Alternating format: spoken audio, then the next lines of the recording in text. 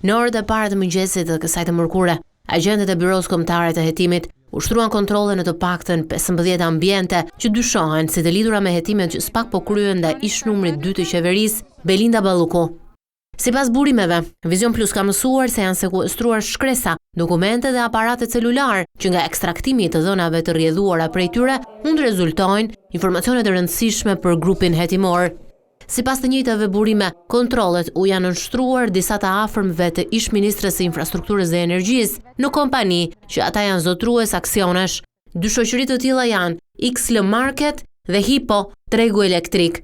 Këto kontrolle vijnë pasi prokuroria e posaçme vendosi të zgjasë hetimet me 3 muaj për Belinda Ballukun dhe 2 ish-vartësit e saj, drejtorët e mëparshëm të Autoritetit Rrugor Shqiptar, Evis Berberi dhe Gentian Gjyli.